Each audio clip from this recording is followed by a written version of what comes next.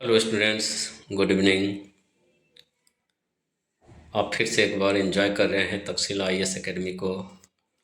और जैसा कि अभी चल रहा है क्लास सेवेंथ का एनसीईआरटी मैंने शुरू किया है। ओके। और मैंने बताया था आप लोगों को कि इसमें से मैं क्वेश्चन का एमसीक्यू का सीरीज बनाकर देने जा रहा हूँ। तो ये मेरा फर्स्ट सीरीज है। और एक तो लक्ष्मीकांत का मैं पहले से ही दे ही रहा हूँ। और इसमें से जैसा कि मैं क्लास टेस्ट भी लेता हूँ और आप लोगों के लिए एक वीडियो में भी जारी कर रहा हूँ। ओके। आप लोग मेरे ऐप में भी जाएंगे और वहाँ पर भी आपको बहुत सारे क्वेश्चन का कलेक्शन मिल जाएगा। आप वहाँ से उसको ले भी सकते हैं। इसका कोई चार्जेस नहीं है, ये मुफ्त में है। ओके। तो आइए हम लोग देखते हैं क्लास सेवेंथ का एनसीईआरटी का ऑपरेशन करते हैं। और इसमें से अभी जो बिहार टीचर का एग्ज़ाम देने वाले हैं प्लस इधर से बीपीएससी का एग्ज़ाम आने वाला है। तो इस तरह से मैं क्लास सिक्स का, क्लास सेवन का, क्लास एट का, नाइन का, टेन का, एलेवन का, ट्वेल्व का, ये सारे का मैं ऑब्जेक्टिव क्वेश्चन देने आप लोगों को जा रहा हूँ, जिससे आप लोगों को बहुत ही फ़ायदा होगा। और इसको आप लोग, मैं फिर से बता रहा हूँ कि इसको मेरे ऐप में जाएंगे। तक्षशिला आईएएस एकेडमी का ऐप है, प्ले स्टोर से आप इसको डाउनलोड कर सकते हैं। वहाँ पर आपका कलेक्शन भी मिल जाएगा। ओके। तो आइए हम लोग देखते हैं फर्स्ट क्वेश्चन। अरब भूगोलवेत्ता जिसने पहली बार भारत का नक्शा तैयार किया था। ठीक है, अरब भूगोलवेत्ता, अरब का था यह व्यक्ति जिसने पहली बार भारत का नक्शा तैयार किया था। और यह कौन है? तो यह व्यक्ति है अल इद्रिसी है। और अल इद्रिसी ने 1154 में, ओके, 1154 में पहली बार भारत का नक्शा तैयार किया। उसके बाद फ्रांसीसी वैज्ञानिक आया जिसने 1750 में नक्शा तैयार किया। इसलिए भारत का पहला नक्शा तैयार करने वाला कौन? तो अल इद्रिसी। ओके। चलिए नेक्स्ट देखते हैं। भारत के लिए हिंदुस्तान शब्द का सर्वप्रथम प्रयोग किसने किया? तो भारत के लिए हिंदुस्तान शब्द का प्रयोग सर्वप्रथम जियाउद्दीन बर्नी ने किया। जियाउद्दीन बर्नी दिल्ली सल्तनत का एक महत्वपूर्ण लेखक है। इसकी बहुत सारी पुस्तकें हैं। मैं पुस्तक पर भी एक सीरीज बनाने जा रहा हूँ, जहाँ सिर्फ दिल्ली सल्तनत की सारी पुस्तक मिलेगी, मुगल काल की सारी पुस्तक मिलेगी, और उसकी क्या क्या विशेषताएं रहेगी ये भी आपको वहाँ पर दिया जाएगा। ओके। अभी आपको इतना याद रखना है कि हिंदुस्तान शब्द का प्रयोग सर्वप्रथम जियाउद्दीन बर्नी ने किया। भारत में विदेशियों द्वारा लाया गया था, क्या क्या लाया गया था? तो भारत में विदेशियों द्वारा लाया गया था, आलू भी लाया गया, मक्का भी लाया गया, मिर्च भी लाया गया, चाय भी लाया गया, कॉफ़ी भी लाया गया। ओके। तो ऑप्शन डी इसमें सही हो रहा है। नेक्स्ट है, इनमें से किस सुल्तान की प्रशंसा में संस्कृत में प्रशस्ति लिखी गई? प्रशस्ति का मतलब क्या होता है? प्रशंसा होता है। तो आप लोग जैसा कि जानते हैं कि भारत में पहला जो प्रशस्ति लिखा गया था, यह लिखा गया था प्रयाग प्रशस्ति। ठीक है, प्रयाग प्रशस्ति लिखा गया था समुद्रगुप्त की प्रशंसा में। और लिखने वाले कौन थे? तो हरिसेन थे। इसी तरह बलबन की भी प्रशंसा में एक प्रशस्ति तैयार किया गया था। इसलिए ऑप्शन क्या है? तो ऑप्शन है बलबन है। नेक्स्ट क्वेश्चन है, निम्नलिखित में से कौन सुमेलित नहीं है? तो सुमेलित नहीं है, देखिए, माबर है, तमिलनाडु में है। द्वार समुद्र होयसल राज्य रहेगा, इसको हम लोग पढ़ेंगे, दिल्ली सल्तनत में पढ़ेंगे। तो पहली बार इसको जीतेगा कौन? अलाउद्दीन खिलजी जीतेगा, इसलिए यह कर्नाटक सही है। लखनौती ओडिशा नहीं है, लखनौती मीन्स क्या? तो बंगाल है। ओके। इसलिए सही आंसर क्या होगा? तो यह होगा काड़ामानिकपुर। कहाँ है? उत्तर प्रदेश में है। नेक्स्ट है, दक्षिण भारत का प्रमुख राज्य राष्ट्रकूट किसका सामंत था? दक्षिण भारत का प्रमुख राज्य राष्ट्रकूट किसका सामंत था? तो ये चालुक्य का सामंत था। महत्वपूर्ण क्वेश्चन है ये सब, आप लोग इसे रटते जाएंगे। इनमें से कौन ब्राह्मण वंश नहीं था? सारा का सारा ब्राह्मण वंश है। राष्ट्रकूट भी ब्राह्मण है, कदम भी ब्राह्मण है, गुर्जर प्रतिहार भी ब्राह्मण है। जबकि गुर्जर प्रतिहार को हम लोग जानते हैं क्या?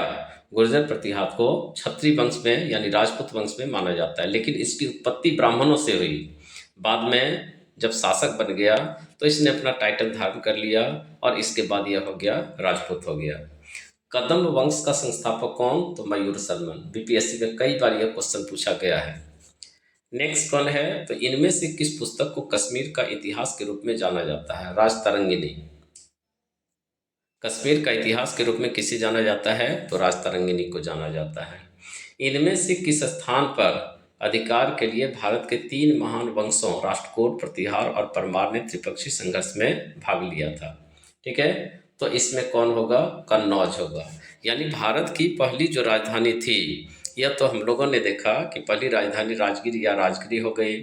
फिर मौर्य काल में आप लोगों ने देखा कि पाटलिपुत्र प्रमुख जगह था। और इसके बाद उत्तर भारत का सत्ता का केंद्र हो गया कन्नौज। और कन्नौज पर शासन के लिए 3 वंश ने आपस में टकराया। कौन कौन टकराया? तो राष्ट्रकूट, प्रतिहार और परमार। ओके, इन युद्धों का क्रम सजाएं।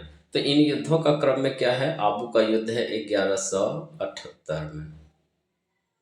ठीक है, तराइन का प्रथम युद्ध कब है? 1191 में। चंदावर का युद्ध कब है? 1194 में। ओके, तो इस तरह युद्ध का क्रम क्या बन जाता है? युद्ध का क्रम बन जाता है 1, 3 और 2।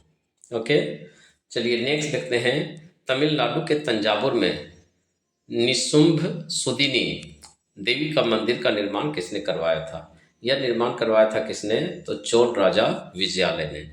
विजयालय चोल वंश का संस्थापक भी है और इसी ने यहाँ पर एक मंदिर की स्थापना करवाई थी। नेक्स्ट देखिए, क्वेश्चन नंबर 13 है, गंगईकोंड चोलपुरम मंदिर का निर्माण किसने करवाया था? यह मंदिर का निर्माण राजेंद्र चोल ने किया था। राजेंद्र चोल ऐसा व्यक्ति है जिसने दक्षिण भारत से निकलकर उत्तर भारत में आक्रमण किया। आक्रमण करने के बाद पाल शासक महीपाल को, किसको? महीपाल को, याद रखेंगे आप लोग, महीपाल को पराजित भी किया। यहाँ से गंगा जल लेकर दक्षिण भारत गया और दक्षिण भारत में इसने जिस स्थान पर गंगा जल को छिड़क कर एक नगर की स्थापना की, उसी को कहते हैं गंगईकोंड चोलपुरम। और यहीं पर इसने एक मंदिर भी बनवाया था जिसे कहते हैं गंगईकोंड चोलपुरम का मंदिर कहते हैं। ओके, चोल काल में ब्रह्मदेय क्या था? चोल काल में ब्रह्मदेय क्या था? तो अनुदानित भूमि था। यानी ब्राह्मणों को अनुदान में दी जाने वाली जो भूमि होती थी उसे ही ब्रह्मदेय भूमि कहा जाता था।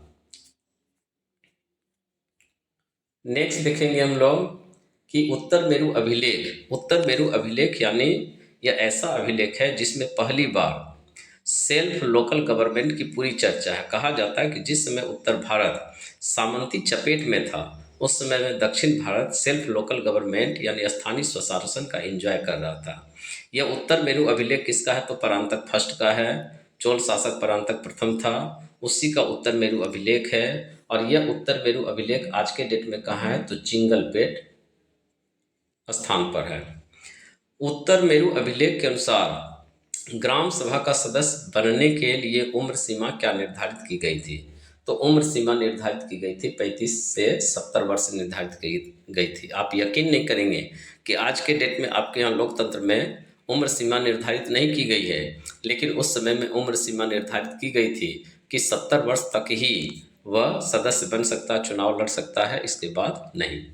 नेक्स्ट है, दिल्ली की स्थापना किसने की थी? तो दिल्ली की स्थापना तोमरों ने की थी। तोमर के बाद यहाँ पर कौन आ गया? चहमान आ गया। फिर देखते हैं चहमान और गढ़वालों के बीच में दिल्ली के लिए संघर्ष हुआ, इसलिए दिल्ली का इतिहास बहुत पुराना है। तबकात ए नासिरी की रचना किसने की थी? तो तबकात ए नासिरी की रचना मिनहाज सिराज ने की थी। नेक्स्ट क्वेश्चन हम लोग देखते हैं कि अजीज खुमार, फिरोज हज्जाम तथा मनका, तब्बाक, लद्दा और पीरा, ये सभी किसके शासनकाल में निम्न वर्गीय लोग थे लेकिन उच्च प्रशासनिक पद पर नियुक्त किया गया था? यह किसके समय में? तो मोहम्मद बिन तुगलक के समय में, जिसे हम लोग दिल्ली का पागल बादशाह के रूप में जानते हैं। ठीक है, लेकिन यह काफ़ी उदार व्यक्ति था और इसने प्रशासन में जाति वरीयता को स्थान नहीं दिया। ठीक है, बल्कि किसको दिया? तो उसके क्वालिटी को दिया। रहट का संबंध किससे है? तो भारत का प्रथम कृषि यंत्र से है। इसलिए पहली बार भारत में एक कृषि यंत्र का नाम आया है जिसको हम लोग रहट कहते हैं। इसको कुएं में लगाया जाता था और बैलगाड़ी से इसको खिंचवाया जाता था, इसलिए इसका नाम रहट है। ओके, ये क्लास 7 का एनसीईआरटी है और इसको चैप्टर नंबर 1, 2, 3 से मैंने क्वेश्चन आपको दिया है। आप इसे एंजॉय कीजिए, इसे रटिए। इसमें से आपको यूपीएससी, बीपीएससी, बिहार टीचर, दारोगा सब में काम आ जाएगा। Okay, thank you. फिर नेक्स्ट सीरीज में बनाकर आपको दूंगा। तब तक के लिए जय हिंद, जय भारत।